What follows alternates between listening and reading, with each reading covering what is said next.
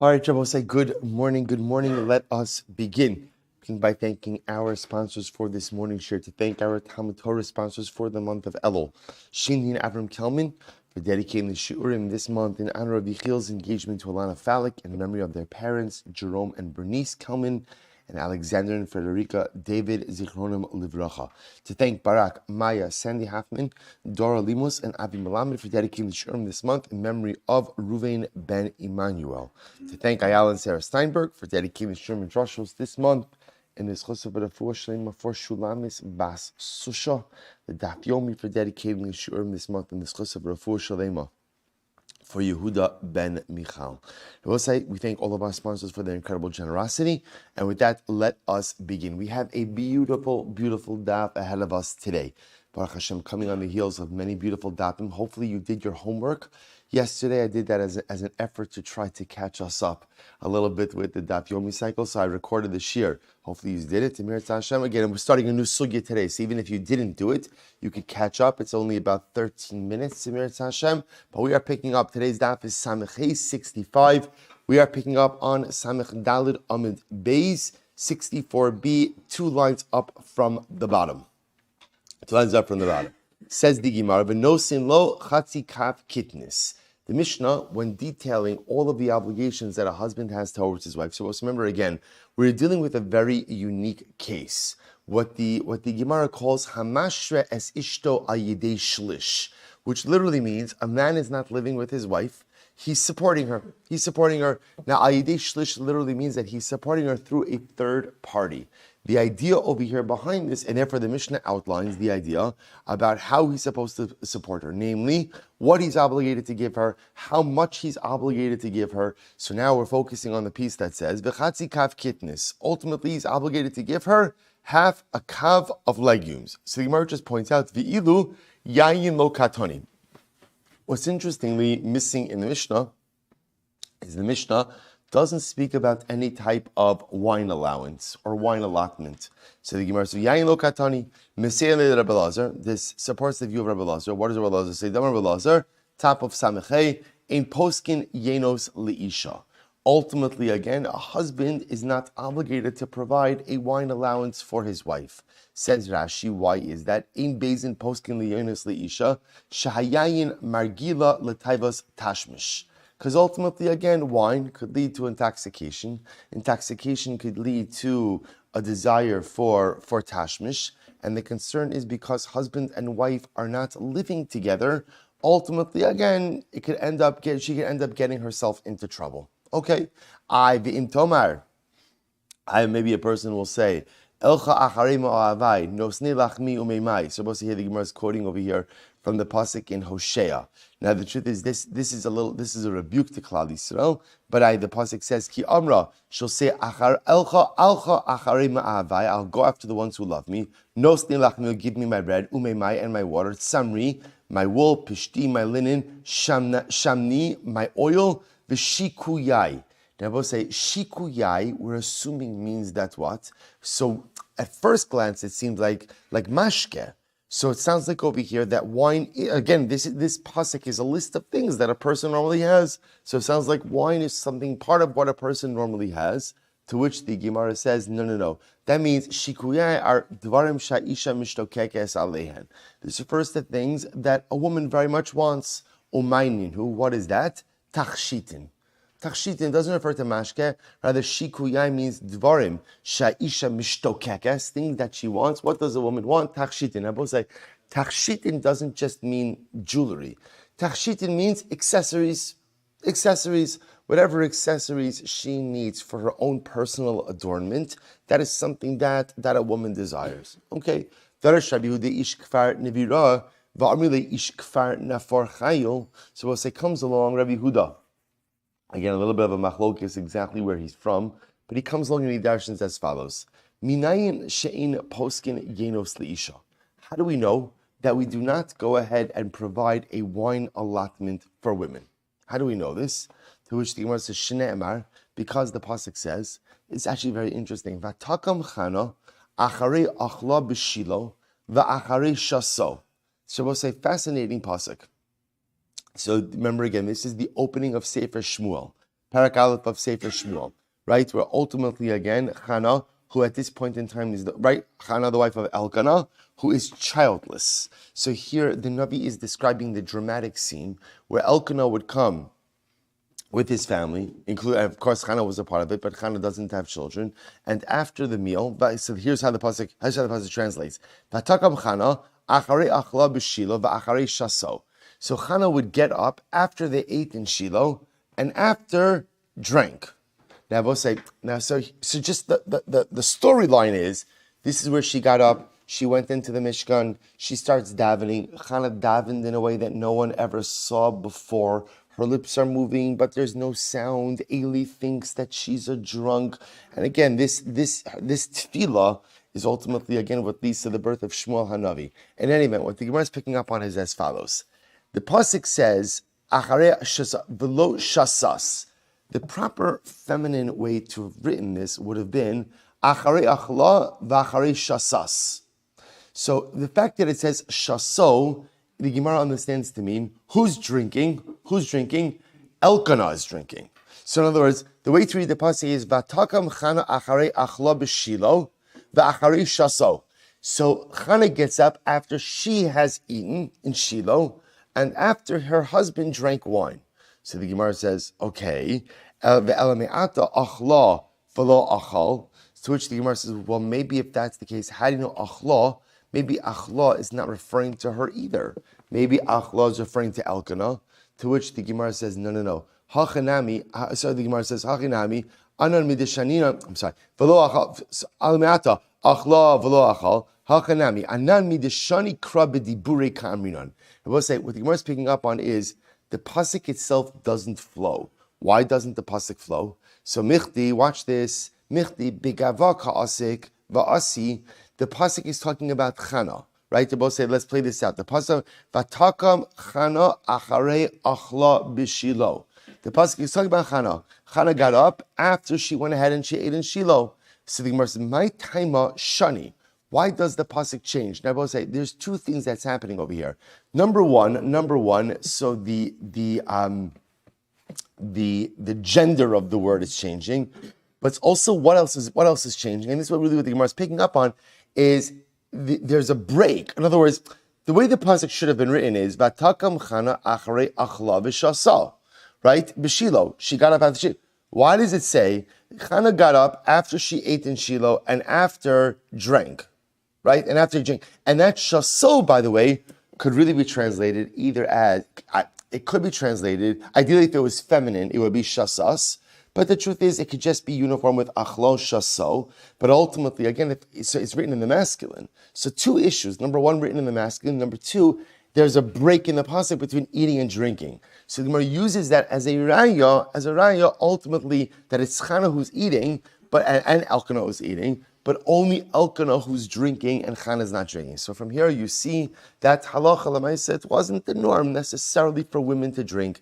Therefore, drink wine. Therefore, a woman doesn't get a wine allotment when she's being supported by her husband through a third party. Very interesting. So the Gemara says, "My time, shani shmamina shasa v'lo shasas." Fine. So the Gemara says, "Meisve raise a kasha regilin nosnin law." So we'll say, yeah, we learned. Gemara quotes the Brisa, and what does the Brisa say? If a woman was accustomed to drink, ultimately, again, we would provide her with a wine allotment. So what do you see from here? That women do drink. To which the Gemara says, no. Regila shiny. So again, you're talking about a case where she's accustomed to. Okay, if she's accustomed to, then she's entitled to it. But that doesn't mean that that's the norm. Regila nostin la kos echat. If a woman was accustomed to drinking wine, so in this case, where she's going ahead and being supported through a third party. Again, so when I say supported through a third party, she's being supported by her husband through a third party. So if she's regila, if she was accustomed to drinking wine, so we give her kos echad, she'ina regila, nostin lo shnei kosos. But if she's not accustomed to drinking wine, we give her an allotment of 2 cups. To which the Gemara says, what? What does that mean? Listen to that line. If she's accustomed to drinking, we give her 1 cup. Right, an allotment for 1 cup, and if she's not accustomed to drinking, we give her an allotment of 2 cups. So my kamra, what are we saying? Amra bai, hachi kamra, that's what it means to say. Regila bifnei baila shnei kosos. Shelo bifnei baila no. Sorry, regila bifnei baila shnei kosos. So we'll say if this was a woman who, when she was living with her husband, was accustomed to drinking 2 cups of wine. Shelo bifnei baila, when she's not with her husband, nostin la kos echad. We give her 1 cup of wine. Again, we'll see why this is. So the Gemara says, Ein regila bifnei baila ela kos echad. But if at the end of the day she was only accustomed to drinking 1 cup of wine in front of her husband, shelo bifnei baila ein nosnin la kol ikar. Then when she's not with her husband, at the end of the day, we don't give her anything. No allotment. So we'll say essentially what the Gemara is saying over here is, if she was a drinker, whatever she would drink with her husband, her allotment is pared down. The other possibility is regila nosnin la litzike gedera. We'll say the other possibility is that if she was accustomed to drinking wine, we would give her wine, but we would give her wine not for drinking purposes, but rather for cooking purposes. We'll say, I just want to point out, what's driving this whole wine discussion? Like, what is this? Especially, by the way, after we've seen that Chazal go out of their way on many different occasions, we'll see in today's daf, to extol, right, the positive qualities of wine. What the concern over here is as follows. This couple is not living together, right? Wine could easily lead to intimacy. The consumption of wine could lead to intimacy. The concern over here is, if they're not living together, if she has a wine allotment, is this going to pave the way for potential issues? That's what's driving this sugya. So now the Gemara said, okay, if she normally drinks wine, what we'll just do is, again, we'll provide a diminished wine allotment. Now, second possibility is, the only wine we're giving her an allotment is what? Cooking wine. So Gemara tells a story. Interesting story here. I will say there was once a story with the daughter-in-law of Nakdimon ben Gurion. I remember again, Nakdimon ben Gurion was one of the wealthy men of Yerushalayim, right? He was a contemporary of Kalba Savua. So the Gemara says, apparently Nakdimon ben Gurion had a son who passed away. So his daughter-in-law was widowed. She came to Beis Din for her. She was coming to Beis Din because she wanted support from the estate. So what did they do? Shepaskula Chachamim, first white line, I will say, Sasayim Yayin Litzike Kidera. They gave her 2 sa'ah of wine a week for cooking. And I will say, just so you know, that's enormous. That's an enormous amount of wine. I don't know what kind of dishes you're making, right? But Lamai said that is a lot of wine for cooking. Now, obviously, I will say, once she has that wine allotment, so she could do whatever she wants with it. In other words, so she's not cooking with it, what could she do with it? She could sell it. I don't know that she could drink it, because probably cooking wine was a different quality as drinking. But Lamaisa, it was an asset that she had, and she got very upset. Erev Shabbos, Amr Lahen, she got upset at the Beis Din. And she cursed him. She said, Kach, tipasku libno seichem. So she cursed the Beis Din. She said to the rabbis in the Beis Din, your daughter should have this allotment. She was very upset. So I will say this is very interesting. So the rabbis heard this, and what they wanted to say was, oh my gosh, halavai, our daughters should go ahead and be supported like this by their husbands, by the estate. But listen to this. The Gemara says, Tana, shomeres yavam haisa. Apparently, again, her husband died without children. So she was a shomeres yavam. Ultimately, again, she was waiting for Yibum, and therefore, velo anu achareha amen. And therefore, they didn't say amen to this curse. In other words, let's say, here's what's fascinating. So she's cursing them. Your daughter should be in the same predicament. And they're like, oh, yeah. In other words, of course, our daughters, when they're supported by when their husbands pass away and they're supported by the estate, ultimately they should be in this predicament. They didn't answer amen because at the end of the day, why? She was subject to Yibum. So I'll say, here's what's fascinating about this. Had she not been subject to Yibum, they would have answered amen. But what's interesting about that? Right? This is a case of where she's a widow. So I will say, what's fascinating is like this. You see, sometimes the part that we don't, death is a fact of life, right? Everyone's going to die. And death, therefore, is an appropriate thing for us to think about and for us to contemplate. Let's remember the Gemara Maseches Makas. I'm sorry, the Gemara Maseches Brachas. We didn't get to Makas yet. Gemara Maseches Brachas The Gemara says that if you're fighting with the Yetzer Hara, what should you do, right? If all else fails, what do you do in fighting with the Yetzer Hara? Yaskir lo yom hamisa. Remember the fact that you die. We saw this last night with the Piazetzna, right? The Piazetzna said last night in the Sefer B'nai Machshava Tova, which is such an incredible limud. The Piazetzna said, what's the question that plagues all of us? Remember his phrase? Sof, ma yihiyeh imadi. At the end of the day, sof, at the end of the day, ma yihiyeh imadi. So we'll say, so the Rabbanim on this Beis Din say to themselves, look, one day our daughters will be widowed. In other words, one day, it's the derech, and often men die before women, right? So the Maisa again, so I don't know if it's clinically true, but whatever, might have been true for them, right? So one day our daughters are going to be widowed. So at the end of the day, if they're going to be a widow, at least they should be supported in comfort. So they were going to say Amen. They didn't say Amen to it because it was a Yibum situation. And being a Shomeres Yavam, obviously, it compounds the tragedy because it means that the man died without children. Incredible. So Tana Kos Echad Yafale Isha. Well, this is a very interesting Gemara. Kos Echad Yafale Isha. 1 cup of wine is good for a woman. Shnayim Nivuhu. 2 ultimately again can be degrading. So I will say what that means is sometimes 2 cups of wine allows people to act in ways that are inappropriate. Shlosha Tova Bapeh. 3 cups of wine, a woman will straight out ask her husband for intimacy. Now I will say, what's interesting to note is as follows. Generally, the Gemara assumes that it's not normally the derech of a woman to go ahead and actively or directly ask her husband for intimacy. The Gemara seems to feel that this is a din and sneas of women. But Lamaisa, again, 3 cups of wine, Tova'as bapeh. Again, the inhibitions are lowered, and ultimately, again, she'll ask her husband directly. Arba afilu chamer tova'as b'shuk. Okay, so this is a little bit strong. So the Gemara says 4 cups of wine, she'll even petition a donkey. Now, both say, now, what is it? First of all, I want to point out, if this is true, whatever is true for women is 10 times worse for men. Right? So if a woman is petitioning a donkey, right, after 4 cups of wine, like a man is standing at the chuppah, with the donkey. So what I want to point out is this is not literal. What are Chazal trying to highlight over here? What are they trying to highlight? That wine gets people into trouble, which is maisim b'chol yom.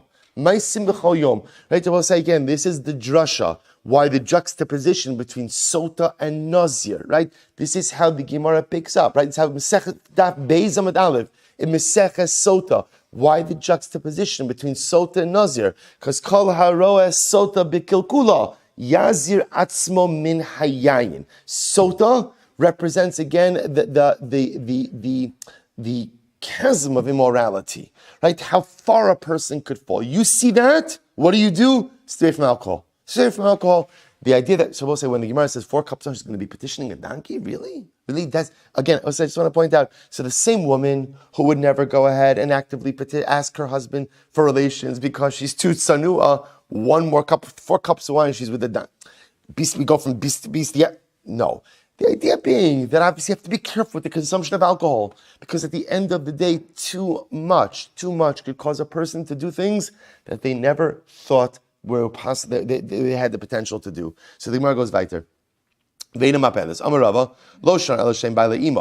first, all of these things also, and this is actually interesting, this is all of these things about a woman potentially getting herself into trouble with immorality is only in a situation where her husband's not with her. But if her husband is with her, we're not concerned because if she does have a desire for intimacy, her husband is there, which I will say, by the way, is another incredible Musar Haskell, how a person does have to be careful, additionally careful with alcohol consumption when they're not with their spouse.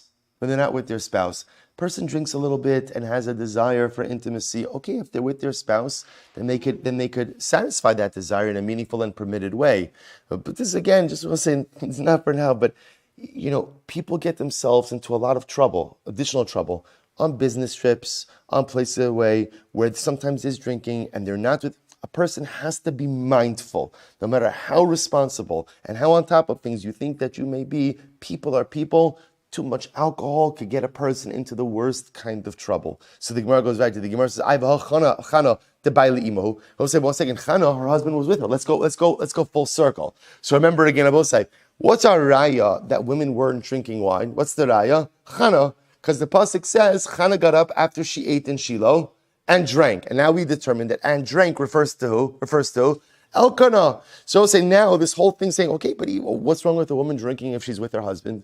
What's wrong with that? In other words, again, even if the wine engenders a desire for intimacy, her husband's right there. So why can't Chana drink? So we'll say, this is fascinating. So the Gemara says, Chana debayli imahu bachsanoi.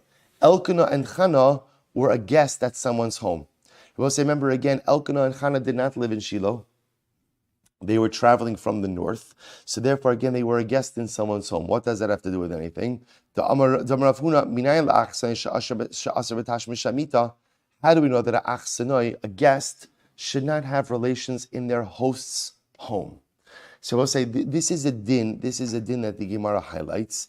And the Gemara says, Shina Emar, because the Pasuk quotes, Vayashkimu baboker, they went ahead and they woke up in the morning, Vayishtachavu lifnei Hashem. Ultimately, again, they davened in Shiloh. Vayashuvu vayavo'u el beisam. They went back home. This is Chanan Elkanah. Vayavo'u el beisam haramasa. They went back home to the Ramah in the north of Eretz Yisrael.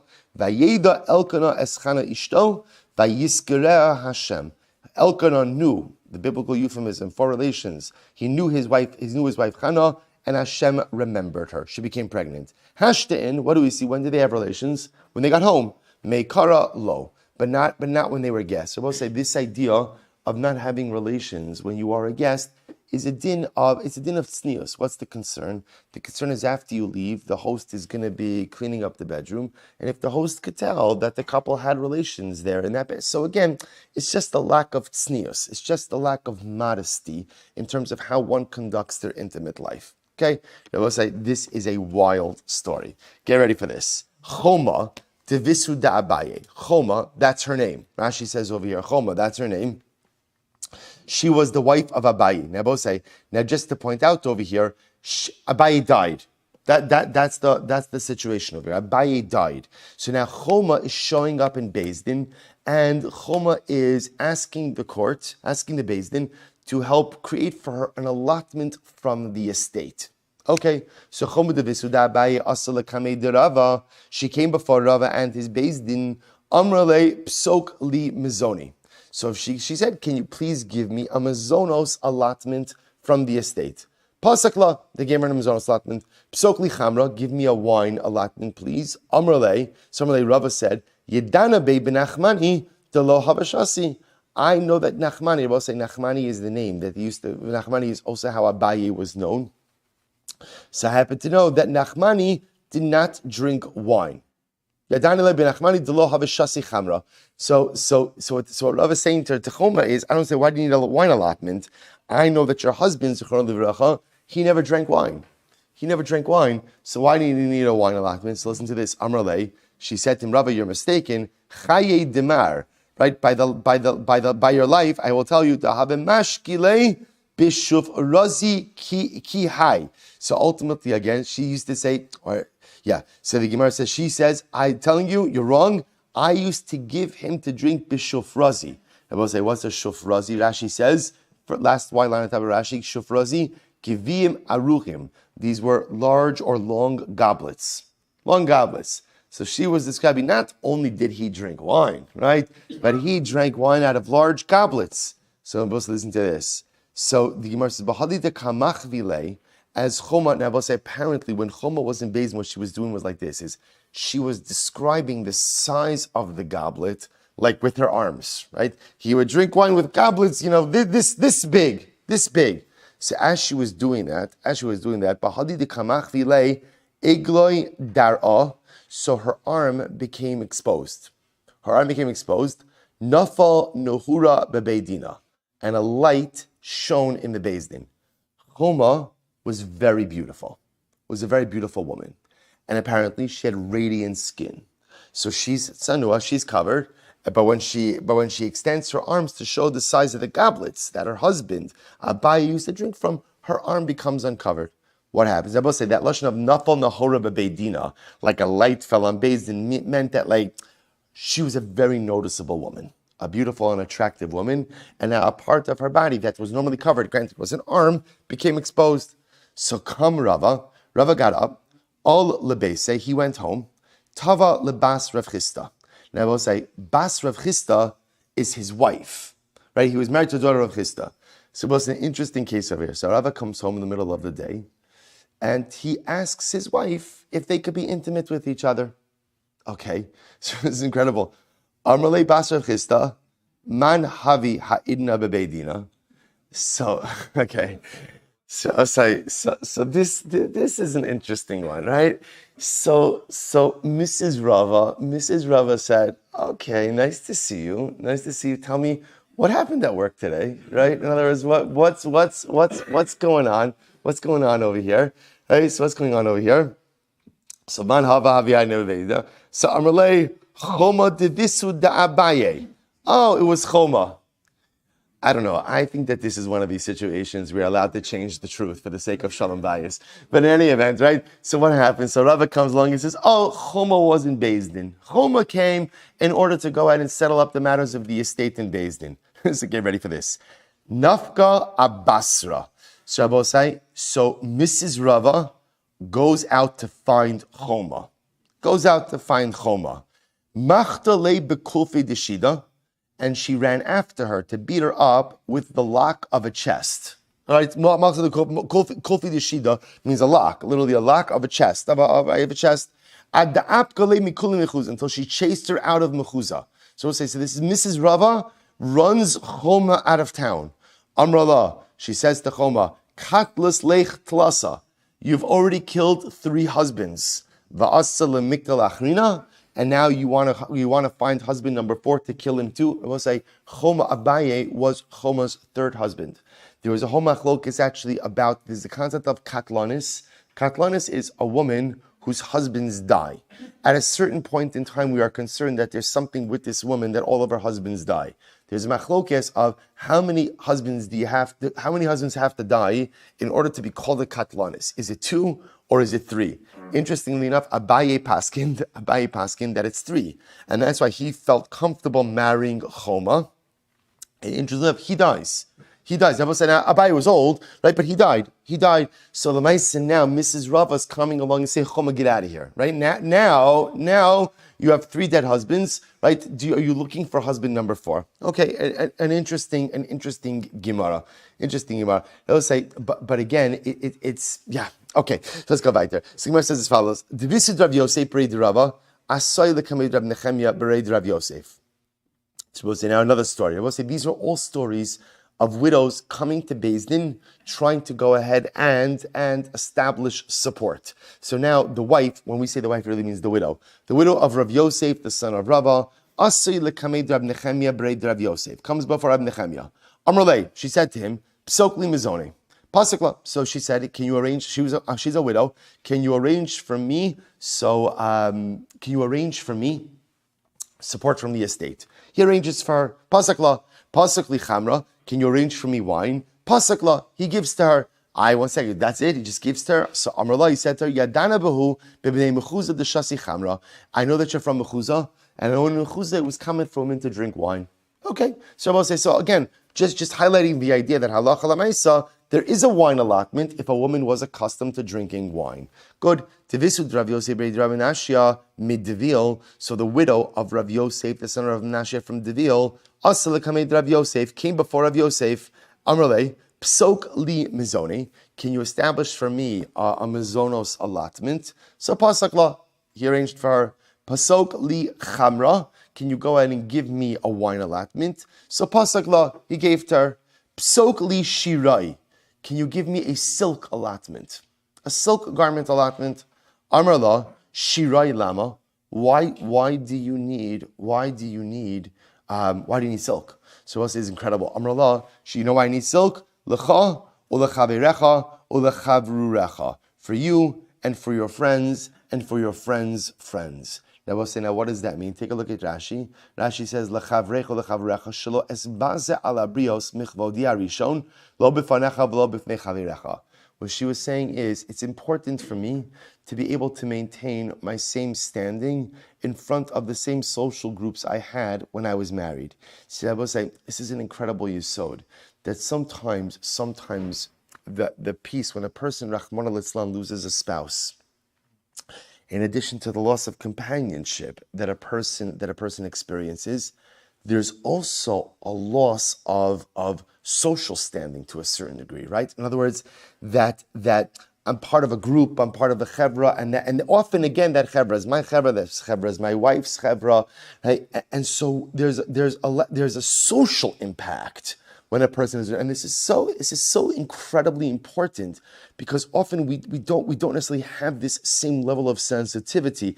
In general, I will say it's important to understand that, especially in the Frum community, we're very family-centric, very couple-centric, and often we forget that those who don't necessarily, whether it's singles, whether it's widows, widowers, don't necessarily feel that same level of connection. A number of years ago, I had a woman in the shul came over to me who said, Rabbi Silver, I just want to point out, I know you tried shul, very friendly, very nice. After davening sometimes is the most difficult part of Shabbos for me. So why? Because what happens after davening? Everyone goes to find their spouse, right? You go to find your spouse, you go to Kiddush, or you hang out with your friends.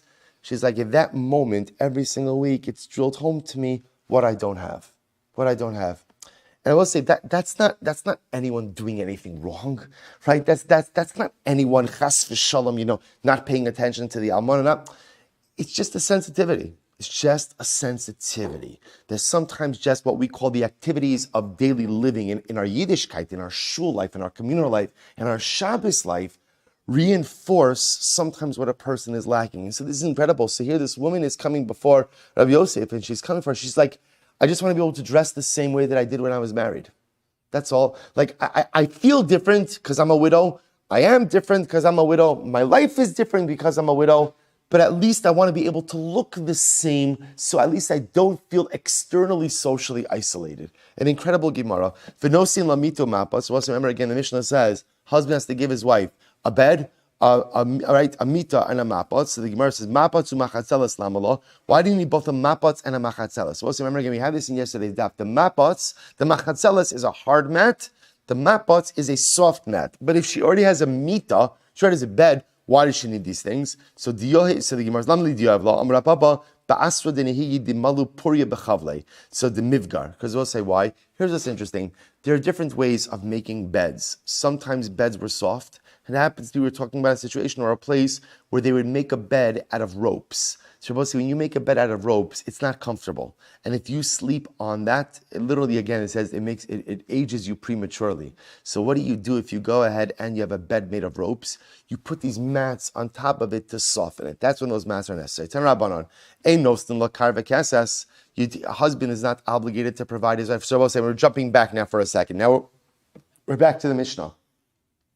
Right, and in the Mishnah, we've been in the Mishnah the whole time. Now in the Mishnah, remember again, so it said, it did not make any mention of a pillow or a blanket. Pillow and a blanket, Karen Kasas. So he doesn't have to give her a Karen Kasas. There's no allotment necessary for a Karen Kasas. Mishnah Rabbi Nassan Omrim, no sin Karen Kasas. Rabbi Nassan says, no, you have to give her a pillow and a cover. So the Gemara says, hey, Chidam, what's the case? Ida archa. If she normally sleeps with a pillow and a cover, so why shouldn't he have to give it to her? My time with Tanakama. Why would Tanakama say you don't have to give it to her? V'idalav archan, if it's not her custom, in other words, she doesn't normally sleep with a pillow and a cover. My time with Rabbi Nassan. Why would Rabbi Nassan say that she's obligated to give it to her? Lo tzricha kigon to arche didei v'lav archa dida. So we'll say, what's the case? It's very interesting. He sleeps with a pillow and cover. She doesn't sleep with a pillow and a cover. So now watch this, we'll say. So Tanakama Savar, Amr Law, he says to her, Kia Zilna Shakilna Lahu, Vichiasina, Maisina Lahu Badai. They're both saying, I remember again in this interesting arrangement where they are not living together during the week, but they are obligated to be together on Shabbos, or Shabbos, well, we'll call it now Shabbos now, we'll call it Shabbos. So they'll say, listen, I don't need to give you a pillow and cover, because at the end of the day, you don't use one. When I come home, right on Shabbos, I'll bring my own pillow and cover, and it's very romantic, right? And then when I leave, I'll take it with me. I'll take it with a very utilitarian arrangement over here. So the Gemara says, and what happens? But Rabbi Nosson, that's Tanakam. Rabbi Nosson Savar, Amrala, she says to him, no. Zilman de Misrami ben Ashmashos v'lo matzis maisi lehu, v'shaklis lehu ledidi o magnes lial ara. She says to him, no, it's not a good arrangement. Why? Because we know what's going to happen. You're going to be running late one Erev Shabbos. You're going to come home late. You're going to forget to bring your pillow and cover. And then you're going to take mine. Right? You're going to take mine. So therefore, and then I'm going to end up sleeping on the floor. Right? And I don't want that. So therefore, again, even if she's not normally accustomed to it, he keeps one in the house, ultimately for his own use. Good. V'nosim lo kippah. He gives her a head covering. Amrli Rapapa la Abaye. So Rapapa said to Abaye, Amr Bezer will say, Hai Tana Shaliach Artuloi Virami Masanoi. Shabbos says, so now, what does this mean? So is the Tana creating a situation of a Shaliach who walks around naked but wears shoes? Now, what does that have to do with anything? You know, so take a look at Rashi. Rashi says over here, Hai Tana Shaliach Artila, tap Rashi Samachem Beis. Rashi says, Mufshat va'arum she'in lo chalifos begadim, ela mishana l'shana, umina alim ka'amar mimoid l'moid. So we'll say, so let's take a step back for just a moment. So the Mishnah, right, when speaking about the allotment that a husband is obligated to give his wife. So remember again, I will say, we spoke about two different things. So he has to give her, mina alim mimoid l'moid, right, which means what? Shoes every regel, which essentially means a woman is getting shoes 3 times a year, right? The husband is obligated to give his wife. Remember again, all of this is the floor, not the ceiling. So remember again, the floor is, he's obligated to provide for her shoes every Yom Tiv. Now here's what's interesting. Now clothing. How often do you get clothing? According to the Mishnah, how often? Once a year. So remember, just to review this, the Mishnah said, the kelim shel chamishim zuz mishana l'shana. Again, she gets one set of clothing of 50 zuz. She gets new clothing in the winter. Wears it through the winter. By the time she comes to the summer, it's already a little more broken in, what the Mishnah calls thinner, and therefore fit for summer use. And then again, the new outfit comes. What the Gemara is picking up on, which is such a strange dynamic, is so she gets new shoes 3 times a year. Again, it sounds childish that she gets new shoes. In other words, the allotment that he's obligated, the minimum allotment that he's obligated to give her, is to enable her to buy herself shoes 3 times a year, but yet only clothing once a year. So the expression that the Gemara is using, so what it seems to be out of sync. It doesn't make sense. She's getting more shoes than clothing, and how does that make sense? So the expression the Gemara is using is for a person who walks around without clothing but has shoes. So we'll say the idea over here, Rashi says, if a person walks around unclothed, so okay, that's not totally normal. But if he walks around unclothed and wears shoes, it just looks awkward and unnormal and abnormal. So the idea of the Gemara says you're not giving her enough clothing, but yet you're giving her more shoes. So now look at that Rashi. Mufshat va'aram she'en lo chalifos begadim ela mishana l'shana. She only gets clothing once a year. Umina alim karmi moed l'moed. And ultimately again shoes every regel. Ushar begadim lo tachlit b'moed. Ve'hev shet b'tzar. Good. So the Gemara says, so what's going on over here? What's going on? Amar leitana. Second line, we'll say Samechem 65b. Amar leitana mimakom harim kai. So Amar le tana mimakom harim kai. The Tana is talking about a case where the husband and wife live in a more mountainous region. So we'll say, what happens if you live in a mountainous region? You go through shoes more quickly. So because ultimately, again, you're going through your shoes more quickly, therefore what? Therefore, that's why they have to be replaced on a more regular basis. It's not enough if you go through the year without 3 pairs of shoes. So therefore, I will say, interestingly enough, the Gemara's understanding that the 3 pair of shoes represents a need if you live in a region where there's a lot of more, what's the word? Robust terrain, right? Mountainous terrain, and therefore you go through shoes faster. Dinesevinhu nehele b'moed kihechi dinahavi la simcha begavayu. So I will say, here's what's interesting.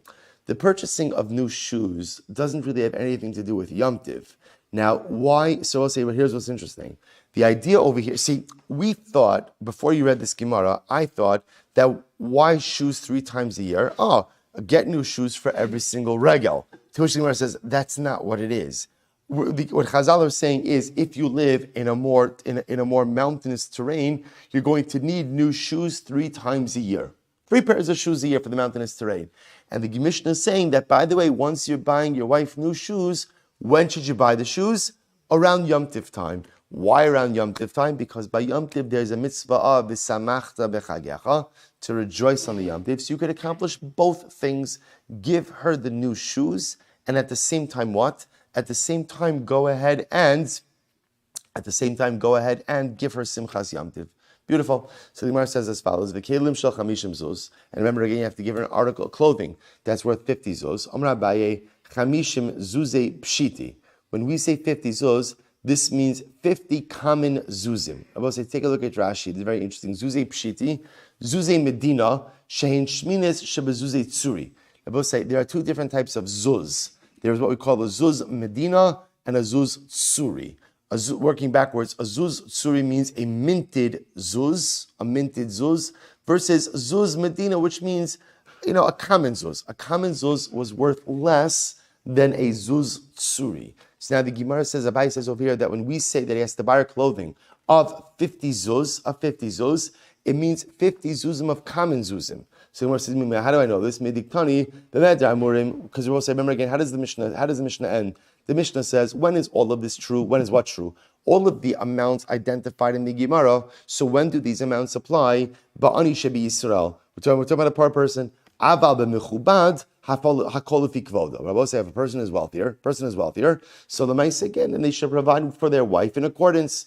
Chamishim zuz mamish. And therefore, again, if halacha l'maisa you think that chamishim zuz literally means chamishim zuz, like 50 zuz tsuri, right? 50 minted, so in other words, higher value zuzim, then ultimately, again, ani chamishim zuz minale. They will say, where is an ani going to have 50 suri zuz from? Ela shmamino chamishim zuze pshiti. Rather, I will say, see from here that what? That the value of the clothing is 50 regular zuzim. Okay, good.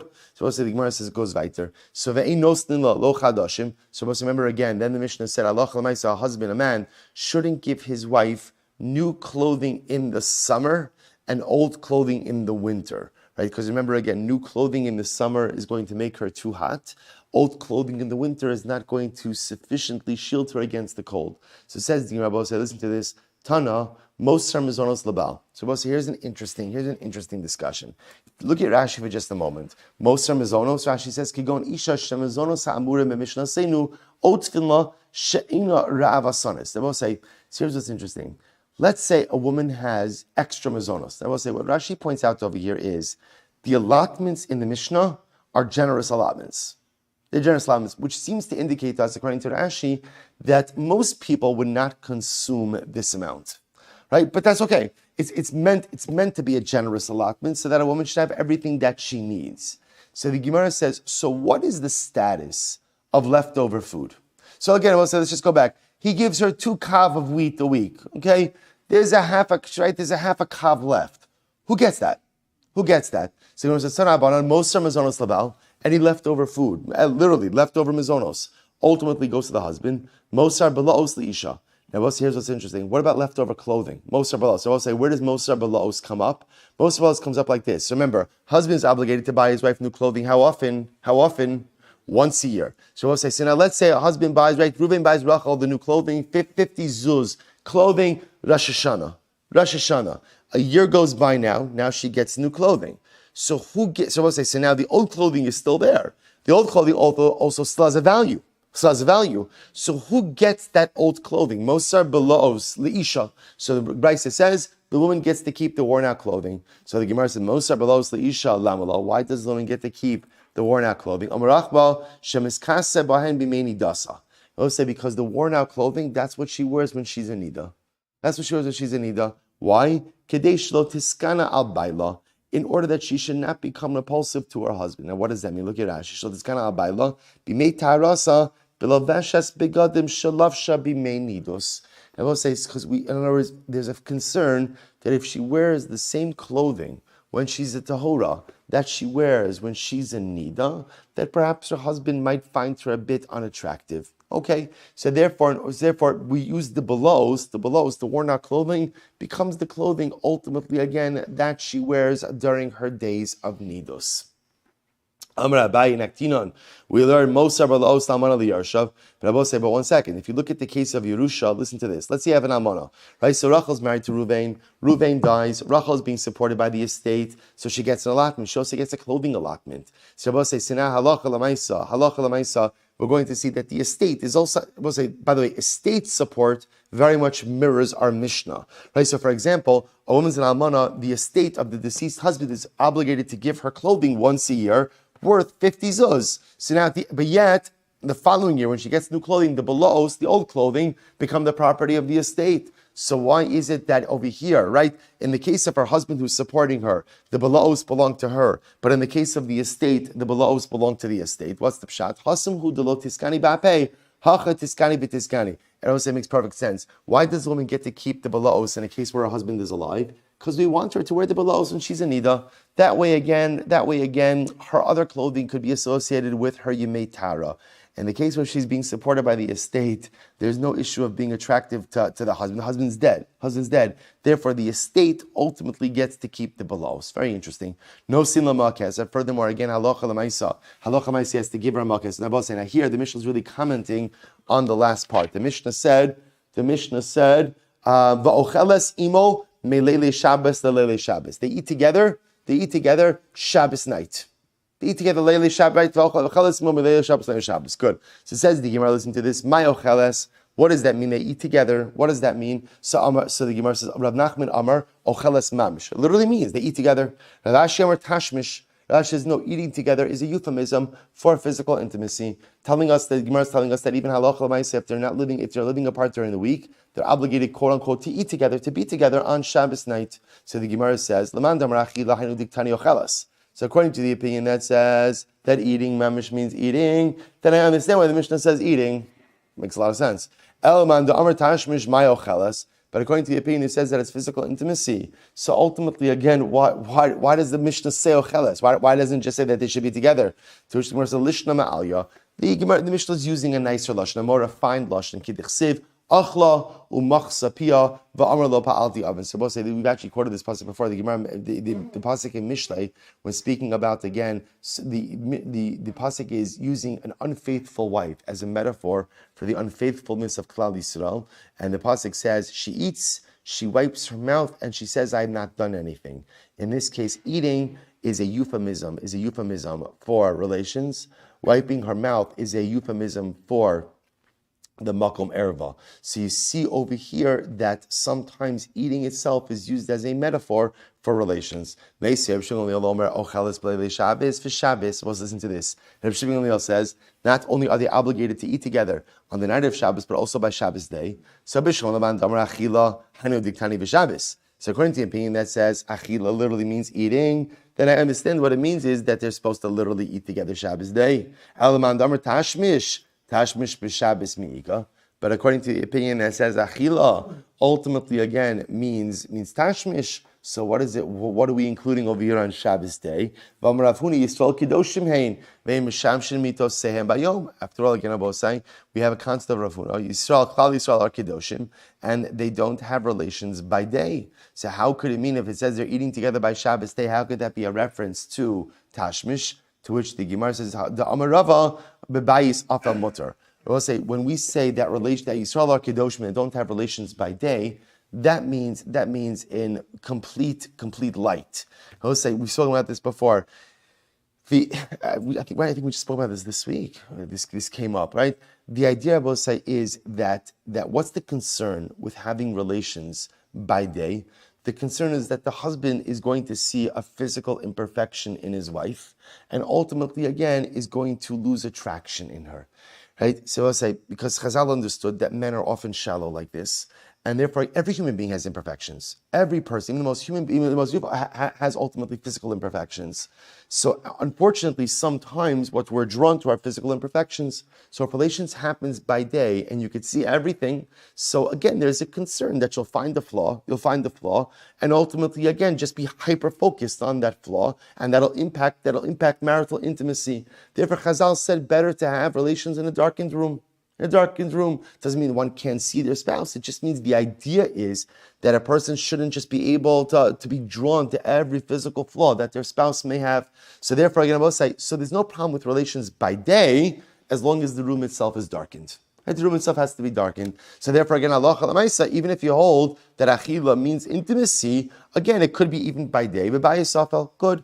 Vim Haisa Manika. So what the Gemara says as follows: Darash Rabbi Ula, Rabba Pischa de Venesia. Rabbi Ula Rabba Darshan at the entrance of the house of the Nasi. Afapi Sha'amru Ein Adam Zan Espanav Espinosav Kishem Kitanim. Even though we established, we went through this whole sugya, that a man is not obligated to support his minor children, right? Technically, there's no obligation. We've seen this before. Avazan kitane kitanim. But you should support your very young children. How old are very young children? Ad kama, up until what age is one obligated to support kitane kitanim? Ad ben sheish. Up till 6 years old. Up till 6 years old, it's really appropriate for a parent to go ahead and support their children. Past 6, you don't have to support. Because I remember again, we did this whole sugya, right? We did this entire sugya. So the Gemara says, Kid Ravasi, Dam Ravasi, Katan ben Sheish, Yotze be'erev imo. It was it's very interesting because a child up to 6 years old can be included in the erev of his mother. Now, what does this mean? Take a quick look at Rashi. Yotze be'erev imo. Erva imo utzapon, va'aviv ledarom, imo molichaso etzla, ve'in aviv molicho etzlo, shadainu tzarch li'imo, ubasra shajua rabbanon. So this is very interesting. If, let's say, again, Reuven and Rachel are married, they have a son. Rachel makes an eruv tchumen to the east, and Reuven makes one to the west. Who does the child go with? The child is included in the mother's eruv, not the father's. Because the child, up until the age of 6, needs his mother, and therefore, by definition, he's also included in the support obligation of his mother as well. So the Gemara says, good. So the Gemara says, Mimai, Mediktani, listen to this. Mediktani haisa minika. Our Mishnah said that if the mother was nursing, pochsin la mimasi adeha, we diminish the amount of money she has to bring into the house, and we add on to her food stipend. So why do we add on to her food stipend? My timer, because she has to feed her child who is with her as well. The Gemara is trying to prove from the Mishnah that Allah Kalamaisa, father is obligated to support his young child. That's why, again, we diminish her earnings obligation, but we increase her food supplement. Why are we increasing her food supplement? Because that goes to support her young child. To which maybe not. Maybe the reason we increase her food supplement is because since she's a nursing mother, she's considered to be a chola. If that's the case, then let it write. If she was a chola, so the Gemara says, why does it say if she was nursing? Vidilma hakamash malan destam menikos cholos nenu. Maybe the Mishnah is coming to teach us that a nursing woman in general is considered to be in the halachic category of a menika. To which the Gemara says, therefore the Gemara says it's not conclusive. So the point of what I will say is, you can't bring a raya from our Mishnah. We're trying to bring a raya from our Mishnah about the concept that a father is obligated to support his very young children. We're trying to bring that from the case of minika. To which the Gemara says, you can't bring a raya from that case. Last halacha, I will say, unrelated halacha, itmar, Amri Rishon Levi, Mosifin la yayin, shehayayin yafa lechalav. Now let's say, this is fascinating and a wonderful bookend to the sugya. We started out today's daf by saying that the Mishnah doesn't provide for any wine allotment, And now the Gemara, we went through that whole sugya, doing women do drink wine, don't drink wine, conflicts, they do drink wine, don't drink, good. Now the Gemara, as Parak comes out, Rishon Levi says, by the way, if she's nursing, Mosifin la yayin, we do add on a wine allotment. Why? Shayayin yafet lechalav. For wine is good to enhance milk supply. Bosai, hadjun alach apapi, mazel tov. What a week, mazel tov. All right, Chevron Zoom. Have a great day, everyone. A good Shabbos.